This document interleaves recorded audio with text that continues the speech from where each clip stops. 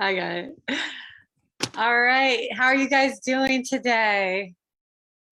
We are officially starting.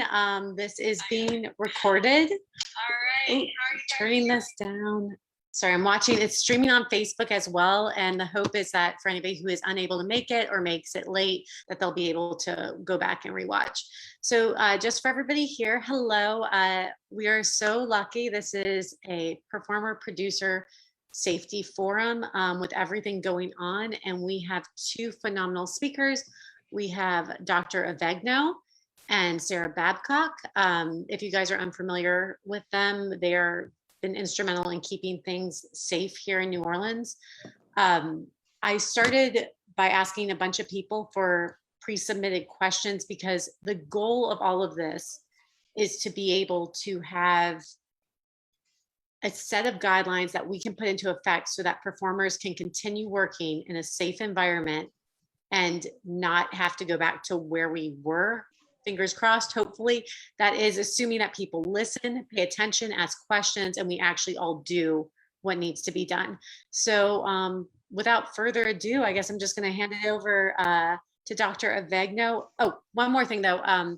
If you do have a question or want to talk, simply raise your hand or say something in the chat. I have somebody working tech on this, so they'll find you and allow you to talk. So just hang tight with us. All right, Dr. Avegno, I'm throwing it off to you. Thank you, Trixie. Thanks everybody for having us here. We're really excited to be talking to you all. I'm Jen Avegno, I'm the director of New Orleans Health Department, and you're gonna meet Sarah Babcock in a second, but I just wanna highlight her as someone who pandemic, when she was with us at NOHD, really put an incredible amount of time and care and thought into keeping performers, culture bearers, musicians safe. I think she's probably the national expert on this, and why not? Because that's what makes our community so great. So I'm excited to tag team with her. I think maybe I'll just set the stage really quickly and then kick it off to Sarah, if that's okay, Sarah, with you. We're at a really precarious time right now.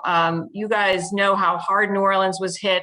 You guys know the devastation that followed, both health, certainly your business, the economy, all those things. And we, emerged from it pretty well compared to a lot of other places. And that's because our folks wore their masks, did their thing, really behaved in a way that I didn't think New Orleanians could actually behave, but we did because we knew what the cost was.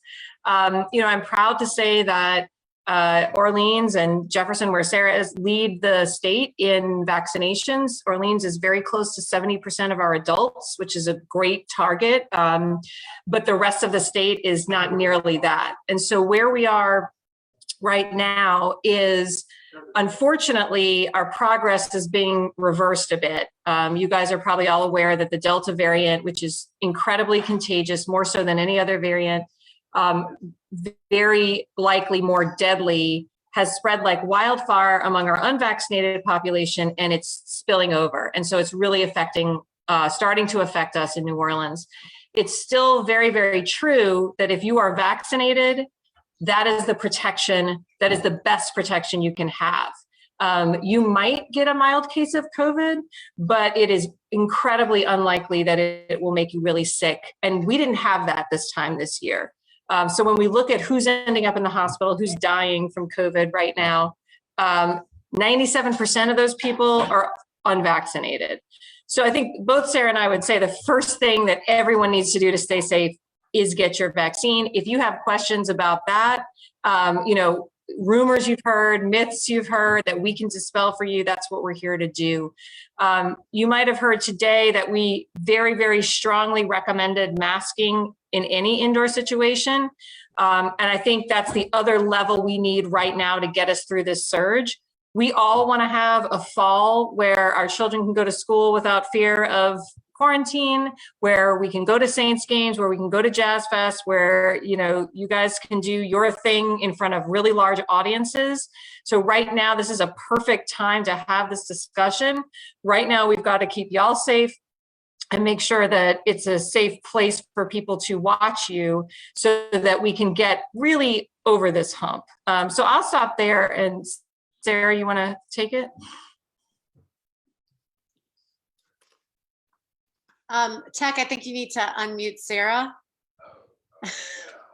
We're very good at producing shows. This is a completely different thing. So I appreciate everybody rolling with the punches as we get this started. Thank you, and I apologize. I may mute myself when I'm not talking because I do have a small child in the other room who tends to make a lot of noise. But yeah, thank y'all for having me. You may not know who I am. Unlike Dr. Begno, I don't get to be on TV every day. But up until April, I was kind of her number two. So my team created community-based testing, community-based vaccinations, and until April, I wrote all of the COVID guidelines and restrictions for the city of New Orleans. I'm now at Jefferson Parish, leading public health initiatives there. So, you know, there were writing COVID guidelines has been one of the hardest things I have done ever in my career. Really trying to balance emerging science, what is working in other communities, what we think will work here. And, you know, there's some things that are unique to New Orleans, like our performance community. And so I worked really closely with musicians, with business owners, with adult entertainers, advocates. Some of you on this call I've spoken to really get to understand kind of the venues that you perform in, how people interact. As you can imagine, Dr. Avegno and I are like nerdy scientists who know the insides of libraries a lot better than you know, Bourbon Street and Frenchmen and other areas of the city. And so first, I just want to say tonight, as you ask questions, we might have questions back to you. It's just to better understand the scenarios that you might be in, just because we're not aware of all of those. And so we also don't always know the right terminology that you might be using. So feel free to stop us and bear with us.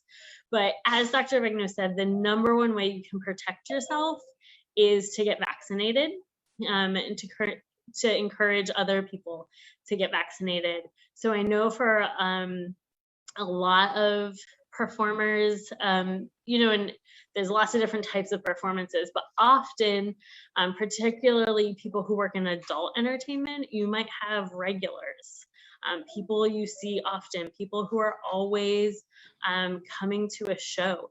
Those would also be people that you might want to encourage to be vaccinated, people that you feel comfortable talking to, and people that you are going to be interacting with on a regular basis.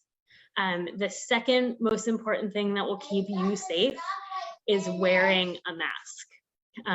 You probably heard Mayor Cantrell and Dr. Avegno issue a mask advisory today. We are asking everyone, vaccinated or unvaccinated, to go back to wearing a mask, particularly when you're indoors.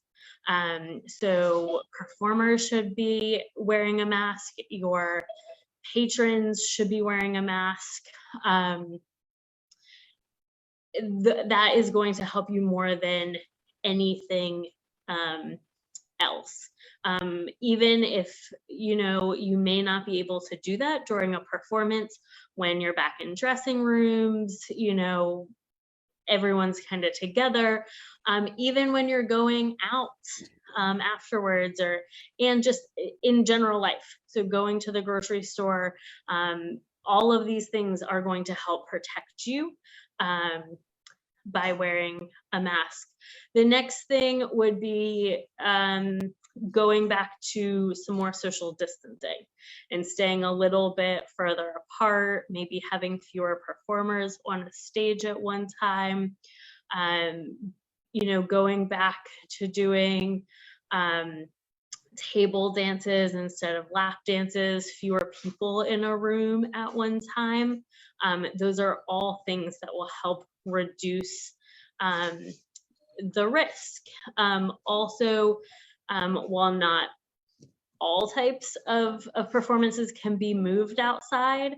Hopefully, you know, I know it's really hot right now. Hopefully, as we move back into fall, we can go back to doing more things outside. So I know we were, some of y'all were trying burlesque outdoors, right? And doing music outdoors. I think moving back into those settings will also be really helpful. The last thing I would mention is still to do cleaning, right? So between performances, any equipment people are sharing, props you're sharing, we know that COVID is much more likely to be spread through the air and through droplets than it is by touch, but that's still another high risk area, especially if there's a few people, you know, maybe using some of the same equipment, costumes, things like that. That's amazing. I was going to say, I saw Lena raise her hand, but before I take your question, because I think I know what it is, we actually have some pre-submitted questions, but I want to wrap this up, this part up really quick. So for anybody that just joined, essentially what both Sarah and Dr. Vegno said is like, this was sort of their general official safety recommendation for performers and live performance to ensure the safety of public was number one, get vaccinated. And please correct me if I'm wrong, Dr. Vegno and Sarah. Number two, masking, where like, if I'm understanding this correctly, you think all performers and all audience members should be masked. And then that includes both on stage and off stage, backstage as well. Social distancing where applicable, meaning if you are able to take a group number and bring it down to a duet or a trio, that is suggested. Cleaning, sanitizing any equipment that is touched by more than one person. While it's not necessarily the highest form of transmission through touch, it is still really important that we do that. And then also trying to move towards outdoor spaces where available. So actually, I do want Lena to ask this question, but I think we have a couple more questions that were pre-submitted. There's a couple, just to throw this back at both of you to give your official recommendation. One of the issues we're having is that venues, small venues that have been unable to open and work, and basically they are sort of a hub for so many other people to then work, whether it's a bartender or a door person or, you know, even a tech person, they're unable to necessarily move that outside. So if we are performing inside, do you think these like suggestions, these recommendations you made are still positive and applicable, or are you like, basically what I'm trying to say is like in certain cases, the performers are literally not able to move outside, or they're not able to get, like specifically with a band on a small stage, if it's a 4-piece, it's limited to a 4-piece. If they take any less, it'll be a singer and a drum, I guess. I don't know how they want to do it, but just to get that sound when they're limited, if they still put these other basically suggestions into effect, is that, in your opinion, your words, better than not at all, or should they just not do it? Yeah, it's a continuum of risk, right? The safest performance anybody can do is outdoors.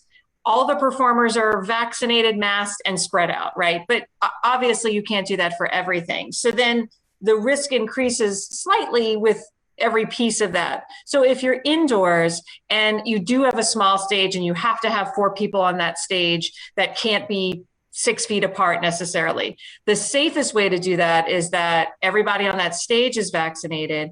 Everybody, to the extent that they can, wear masks as long as they can on that stage, as well as backstage in the audience. And, you know, another thing important with venues is what's the air filtration system? Can windows be open? I know it's hard in July in New Orleans to do that, but a lot of venues have invested in different filtration systems, or are there fans that can be placed?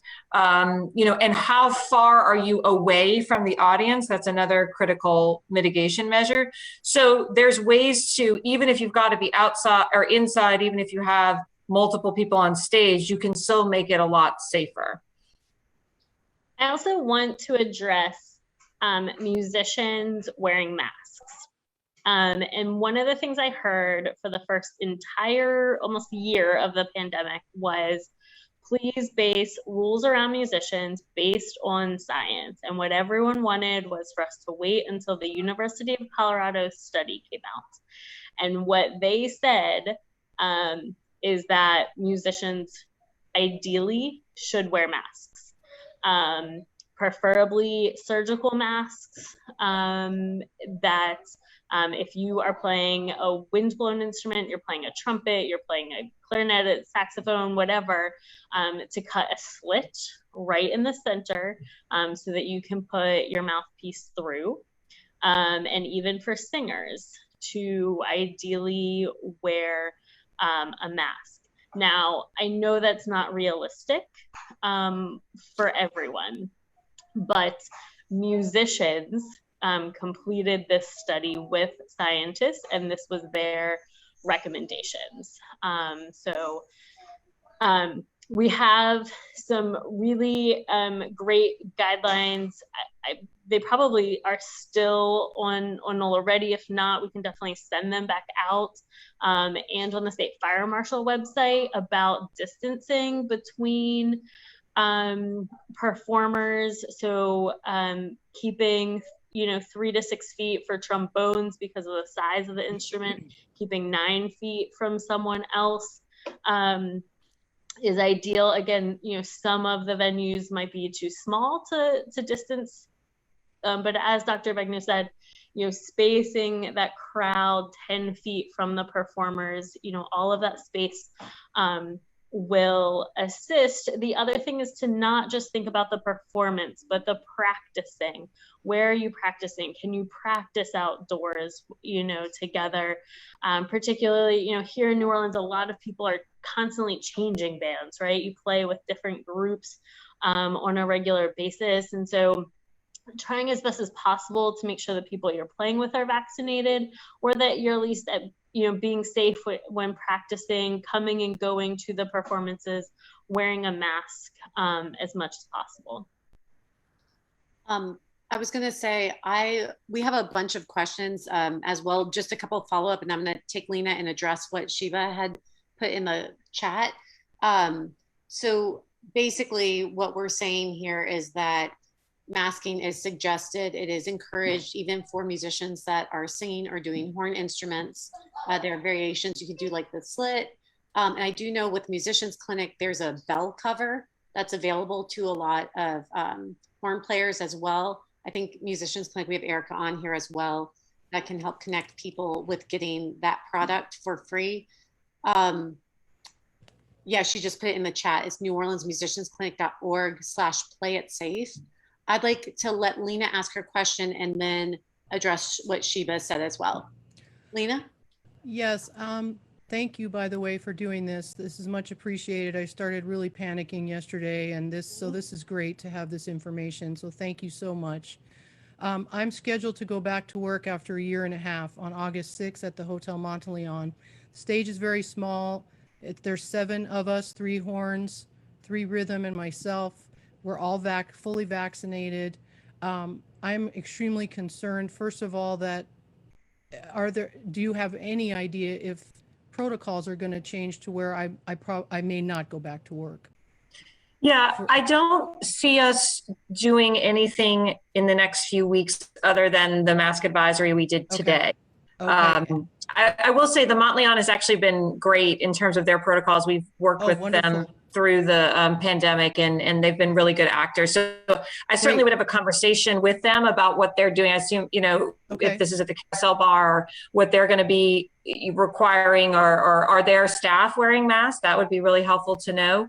Sure. We really think that if, with our high level of vaccinations to start with, if we can just get a few more and get people to just wear masks to reduce the transmission right now, hopefully that's all we're going to have to do.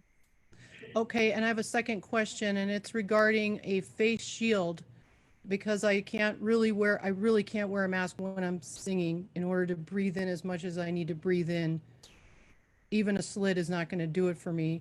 How do you feel about a face shield? Is that any help at all? Because that is something I could work with. Sarah? I was just going to add on, that's another question that was submitted by a drag queen as well. So for performers that feel like their face either needs to be seen or they just have trouble, are there any other options that, while masking is ideal and suggested, is there another option that might be better than just nothing? Sure. So it is better than nothing. So a mask that like fully covers your mouth and nose is going to offer you the most protection. A face shield would be the next best option. The face shield really was created to protect your eyes, but some are long enough to kind of cover the mouth and nose that would at least reduce the amount of direct droplet exposure that you're receiving. It may not really protect you from like aerosols that are kind of floating around in the air, but that direct droplet, which is the most contagious, it would prevent you from doing that. The other thing I would say is that a lot of people want to talk about plexiglass, and plexiglass, it really depends on the way it is done. Plexiglass that kind of like encloses you, has, you know, 3 or 4 walls on it with corners, actually can trap the particulates in them and actually make it like more dangerous for the other people you are on stage with. So I think that's a little bit dependent on how many people are on stage, who's behind the plexiglass, and the shape of the plexiglass. But there's really great information online from the University of Colorado about that, and I'd be happy if someone really wanted to get into the weeds to give you some information. I'll follow up with you on that. So when we do a little summary, they can have that as a resource. Awesome. Just to keep it moving, because I know there's a lot of people and a lot of questions, we're going to go back to what Shiva said, and apologies if I'm pronouncing this wrong. This was actually one of the pre-submitted questions as well. Is there a safe space for a performer to perform unmasked indoors as far as distance? And Dr. Avegno did answer in the chat, a performer far from the crowd is certainly safer than one close up, though we know the virus can travel in aerosol droplets pretty long way. And it also suggests that the audience mask as well to lower the risk for them and the performer. But is there a specific, like, if a performer is like 20 feet away, I think, like, is there a specific number, or it really just is you guys should be wearing your mask the entire time? Yeah, I think the distance, 10, 20 feet, we initially had 20 feet in the guidelines, and we went back down to 20 or to 10. The difference between 10 and 20, I don't know how great that is. The difference between a masked audience and an unmasked audience, I think, is a lot bigger. It's better to have a masked audience, 10 feet away, probably, than a totally unmasked audience a little farther away, would be my guess. That's super helpful, actually. So what you're saying, just to, again, clarify for the group, is that basically if you are going to be performing unmasked at a distance, it's very, very important that your audience at least masks at that case, at that point. I'm making notes so we can all share this with everybody. Awesome. All right. So just to keep it moving, this is another pre-submitted question. While you both encouraged everybody to be vaccinated, this is a producer question. Should performers basically be vaccinated in order to perform? And should they show proof of vaccination? Like, I know that was one of the concerns with the producers, just as far as like, do we just simply request it, or like, what is protocol in other fields? I will say that yes, obviously, in an ideal world. So let's look at France, right? Yeah. France is now, they're done with COVID, as we all are. So they are in a national level mandating, if you want to go to a bar, a bistro, a club, any kind of entertainment, and I think even beyond that, you've got to show your vaccine card, right? That is going to help them tremendously. I don't think we'll ever be there in the US. I will say this, talking to some of the major festivals, in order to be backstage with the big talent, you have to be vaccinated at a lot of these festivals, which I think is fantastic. Now it's to keep, the talent healthy, but it keeps the backstage crew healthy too.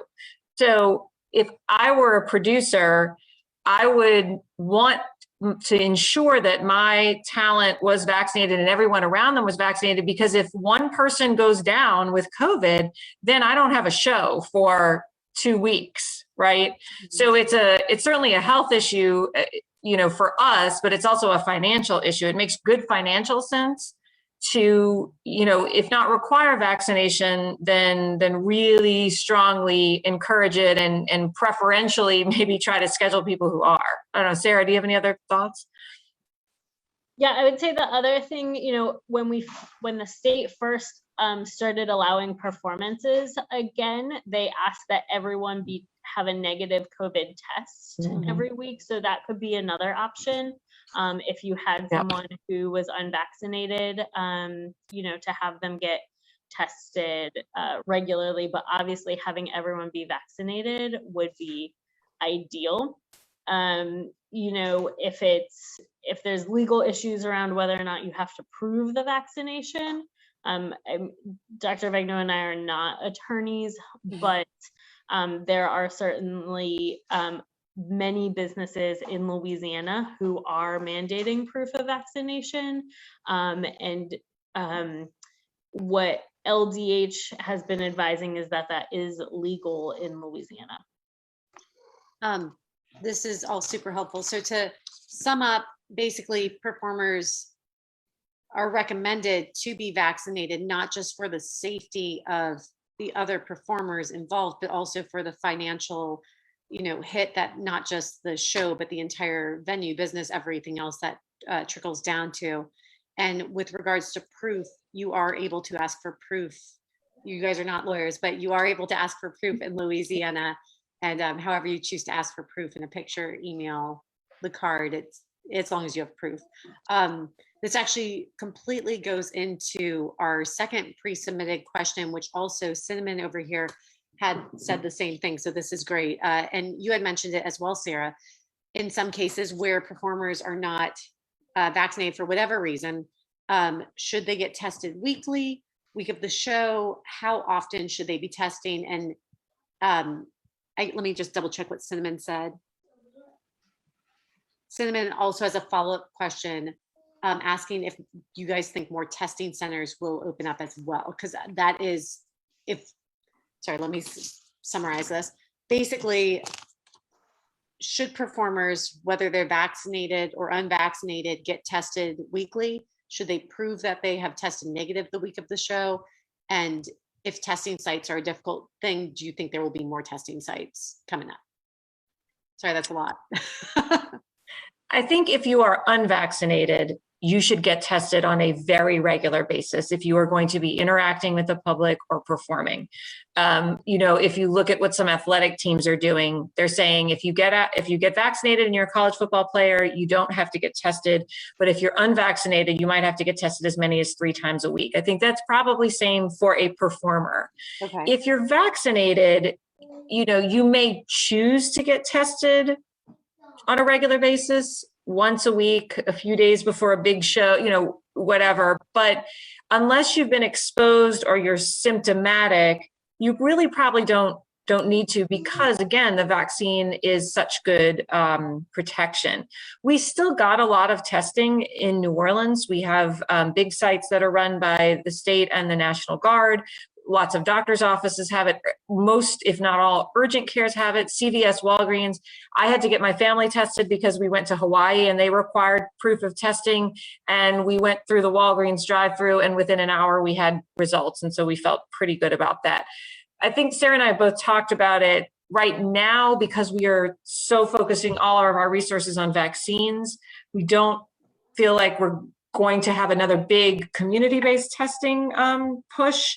But if testing falls off or things get worse, we're certainly going to revisit that. Yeah, sorry, go ahead. I would agree with that. I think what I have been hearing over the past, particularly the past week, is I think people are a little frustrated with testing, because at this time a year ago, we had tons of testing sites all over the community. They were free, etc. But you had to wait, a day or two or up to 5 days to get test results. As testing died down, the testing places it was easier to go to urgent care. It was easier to go somewhere with a rapid test. And so you got a result within an hour. If you tried to get tested this week at an urgent care, you probably couldn't get in because we just have so much COVID, so many people with symptoms, they're all trying to get tested. And so it's taking a day or two to get one of those rapid test appointments. And everyone is frustrated by the 3 to 5 day wait if you go to one of the National Guard sites, which is up. But I think it doesn't mean that there's not testing available. We still had, plenty of tests. All the Lang sites started to run today. They were able to restock. In Jefferson Parish, we got restocked actually twice today to be able to keep that up and running. So particularly for those of you who may just be testing on a regular basis instead of testing because you're symptomatic today, utilizing one of those sites where you have a little bit longer of a wait period is probably okay for you. In Jefferson Parish, we are talking about opening one additional testing site because our COVID testing site is on the West Bank. We may open one 2 to 3 days a week that it will be on the East Bank. But we're still working through that. And as Dr. Vegno mentioned, we will assess the need to open more as we go. This is all super helpful. So Cinnamon brought up another point in the chat that actually was the reason I reached out to you guys, because this was what concerned me. We, within the burlesque community locally, we had our first person that was vaccinated and then did get COVID as well. And that put up like alarm bells and flags everywhere. So I guess Cinnamon was asking, because even though we're vaccinated, would you still encourage us to get tested? And it sounds like you're saying yes, but do so weekly rather than like, don't freak yourself out about it, but just know your status like you would in any other circumstance. Yeah, so, yeah, I'm just trying to sort of figure out like if you are vaccinated, but you want to be safe with Delta, so, that's the best protocol. Breakthrough cases are real and they're not surprising, right? We knew going in, I mean, these vaccines are unbelievably effective.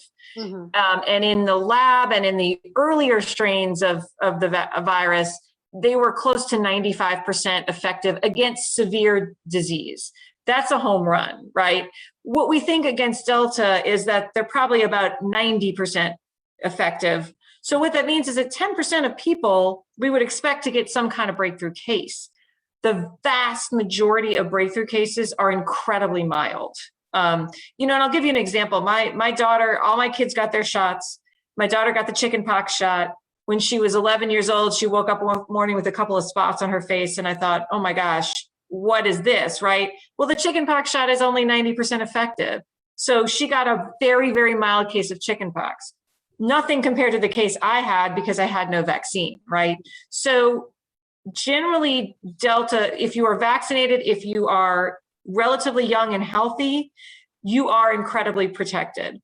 The danger we see now is that because there's so many unvaccinated folks in Louisiana and nearby, the more people who are vaccinated are not just being exposed from one person, they're being exposed from lots of people. So there's lots more chances for them to get through an infection.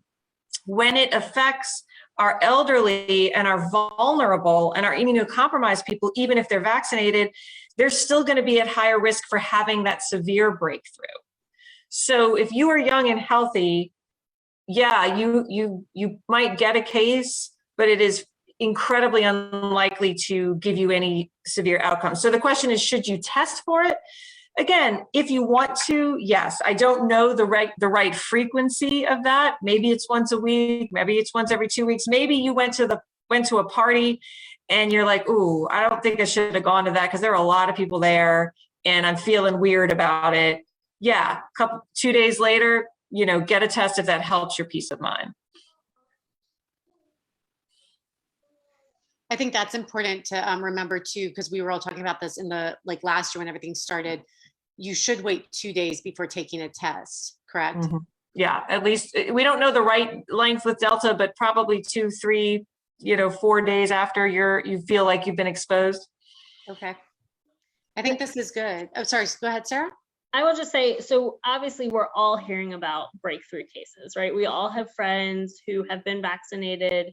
They now have symptoms. My next door neighbor is a trombonist. He came knocking on the door last week because someone he was performing with, had a breakthrough case. But there are plenty of people who also are being exposed every day who the vaccine is working for. So to give you an example, 3 weeks ago, my son, who's too young to be vaccinated, got COVID-19, likely Delta.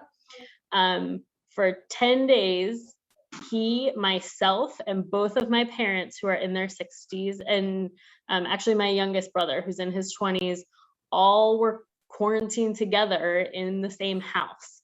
And we all got tested, and all of us continued. We did some home tests and a PCR. All 4 of us who were vaccinated, even though, Joshua and I were sleeping in the same bed together at my parents' house, we all continued to test negative throughout that entire period of time. So yes, there are breakthrough cases out there, but the vaccine is really protecting people as well. I actually am really glad that you brought that up, because my mind immediately goes into the breakthrough cases, and I freak out that's sort of important, is the things that are not getting necessarily brought out because it doesn't need to be, because it's not happening, is people who are vaccinated are at a lower, they're just not necessarily at the higher risk of getting it.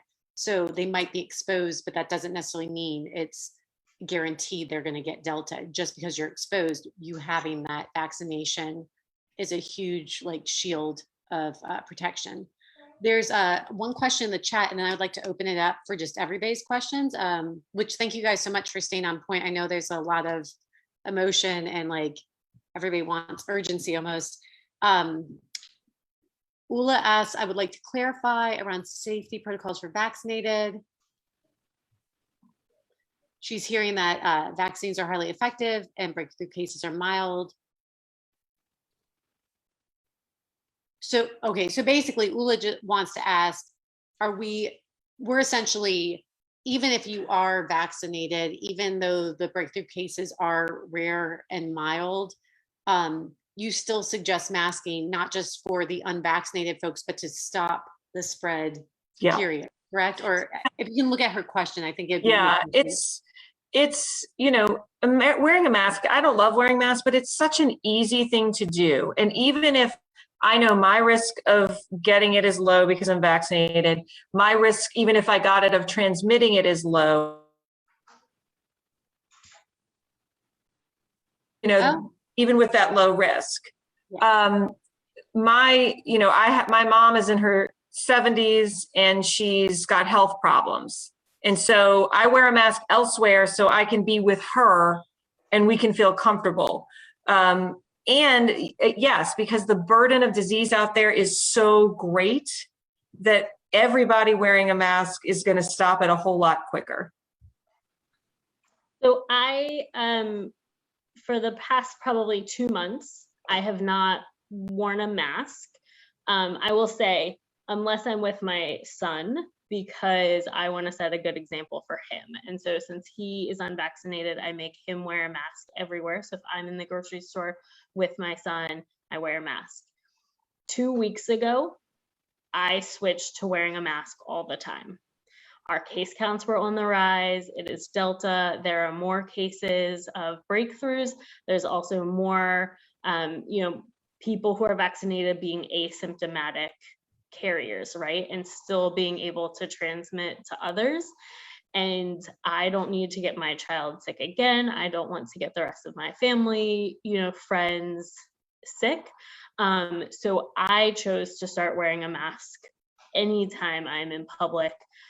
Even if I am at work in a room full and everyone I know in that room is vaccinated, I watch them get vaccinated, I'm still wearing a mask there because there's just a lot more transmission happening. We have a couple questions that popped up in the chat, so I'm gonna jump to that. One is from Aurora Matrix, and this is a question that I'm curious about too. She understands that Delta is more infectious earlier. She was curious if the window is still 2 to 14 days. Yeah, I think so.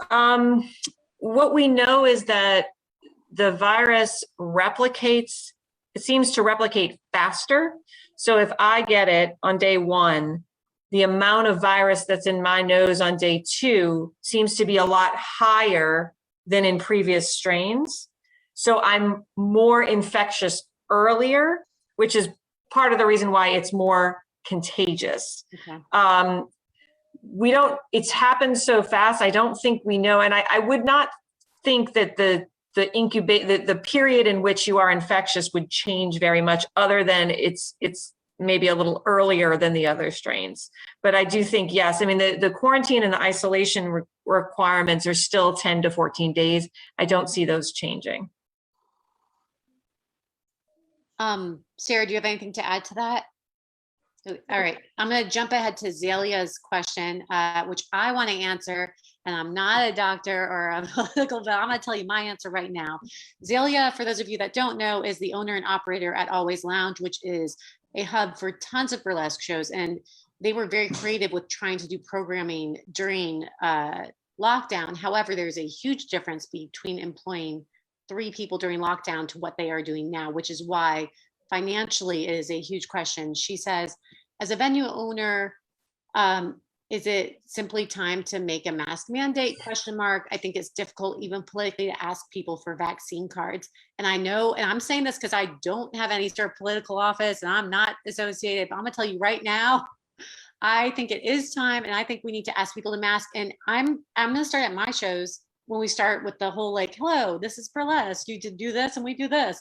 I'm going to tell everybody that, like, our performers have kids. They have friends with kids. Some of them work in childcare. And like, if you can't put on a mask, you're not going to see a boob. Like, that's just how it is in my mind. So that's where I'm at. I'm sorry. That question gets me riled up because I think that I understand that it's difficult to ask people to wear the mask, but I think at this point, it's been over a year. I am okay with some people hating me for asking them to kindly wear a mask at this point. I mean, we have to wear pasties so they can wear a mask. That's What you're have anything to add that's like doctory on top of that. I'm just that was a really hot topic of discussion the last few days, and this mask advisory that we've come out with today, think of it as one tiny step below a mandate.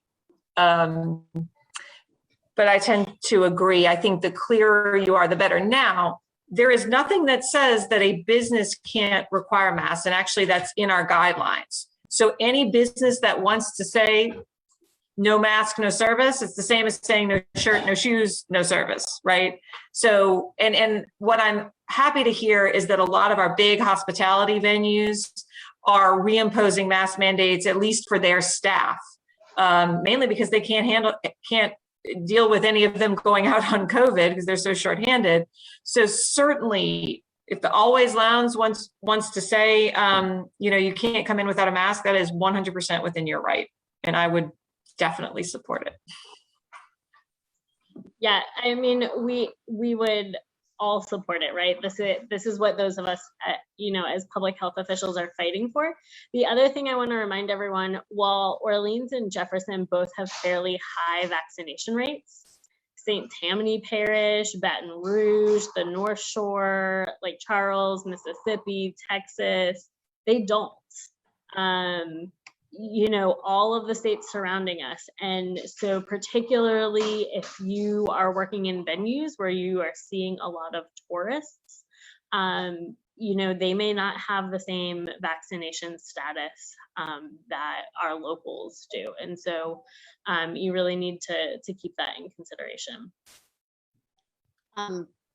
Back in the chat, Angel had asked a question, which we actually covered a little earlier, but just to summarize for you, the question that they asked was, with understanding about the vaccination not being a cure necessarily, but it does dramatically reduce the risk. Is that true? Yes. So what we covered is we basically said that if you're vaccinated, you are at way, way, way greater protection. And what we're hearing now is about the breakout cases, because that's shocking when you hear about a breakout case.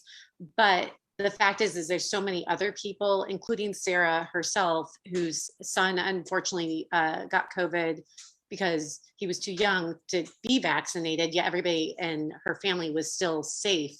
And they tested throughout just because they were vaccinated from the start. So while the vaccine is not 100%, it is way better than anything else. Add the mask on top of it and we're good. So we can, if there's any other questions you have to follow up on that, please feel free to, actually my tech, I'm looking at my tech. I can't unmute you, but if you would like to type in, could we unmute Angel, please? Thank you. I'm so sorry. And Zaylee said, thank you for being with us. And I say 100%, girl, we got you and we got each other. And thank you all for being here. Number one, this is really important. So thank you. Angela's unmuted. Woohoo. Yeah. I think that pretty much covers it. I think it sounds like we're all on the same page with things and keep trying to be as informed as possible. Just kind of general public, I feel like I had been getting the impression that people were like, oh, if you're vaccinated, it's fine. I'm like, no, it's not. I can still get COVID and it's still going to be a lot more serious for me with my personal health conditions. But it sounds like more people are starting to understand that, which I'm grateful for. Yeah, that's all. Yeah, I hear you too, because I think it was just 3 weeks ago at Ballroom, I was like, I guess we can stop taking masks because the science is saying it's, and then it's like, nope, back on, you're good. Does anybody else have any other questions, concerns? Feel free to raise your hand, right in the chat.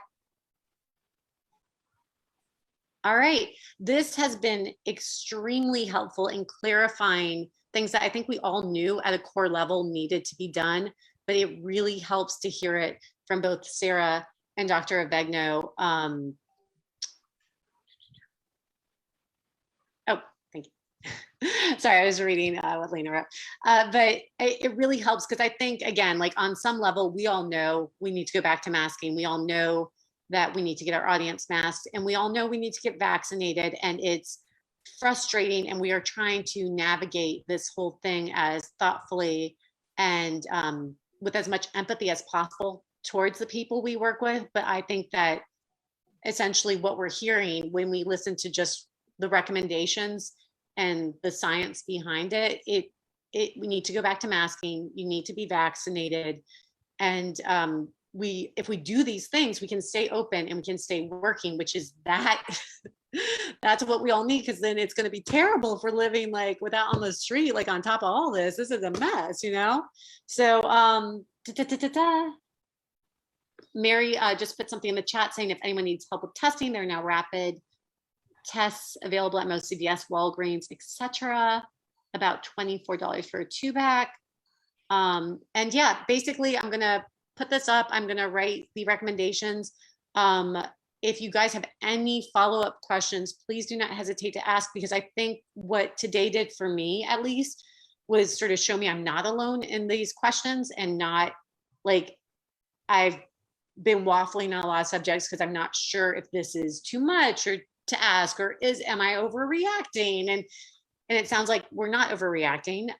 It sounds like we're being safe and smart, which why wouldn't we be? We're awesome. And so, yeah, thank you guys so much. If you have any follow-up questions, feel free to write and we will get this out. Dr. Avegno, Sarah, thank you so much. Is there anything else you'd like to say before we end? Oh, thanks. Just stay safe out there, and we look forward to coming to see y'all masked now, unmasked, hopefully later. Yeah, and with the Delta, in some ways, I feel like we are, in a little bit, in March of 2020, where everything is new and we're learning and we're seeing these cases kind of rise faster than we can make some changes, especially politically. Wait 1 second, please. And so I do think, there will be some changes that are coming down the line, like the announcement that Dr. Avegno made today about the mask advisory. But I hope that we are always trying to keep cases low while allowing as much business to happen as possible. We know that you losing incomes, businesses losing revenue, has a lot of other health consequences as well. Family consequences, not losing healthcare, having to pick and choose between mortgages and food and medical attention and all the other things we have in life. And so that has been our job, from our goal from day one. We waited a few days before the initial shutdown to try and put food services for kids in place, and to put rental assistance in place, and to all those things. And we're going to try our best to increase vaccinations, testing, and masking, so that we don't have to have your businesses shut down again, so that you don't have to go back home. And so I just want you to know that is what we're coming from, and those are the things that we wrestle with on a daily basis. And I really appreciate y'all. You have great questions, have been really thoughtful and also really respectful about it. It's nice when we can tell people to mask and they generally agree with us, because that's not always the case. So thank you so much, and hopefully we will get to meet again in a much different setting. Yes, you guys all have to come to our shows now. So yeah, and then besides, it doesn't hurt for us to have a mask. We have nothing else on, so it'll at least keep us warm. With that being said, I want to say thank you, Sarah, Dr. Avegno, so much. I'm going to post this for everyone. It'll probably take me a day or two to organize. And again, thank you guys so much for being here. And if there are any questions, or if you were nervous about asking a question here, that is totally fine. Feel free to send any questions my way, and I can forward them on to both Sarah and Dr. Avegno.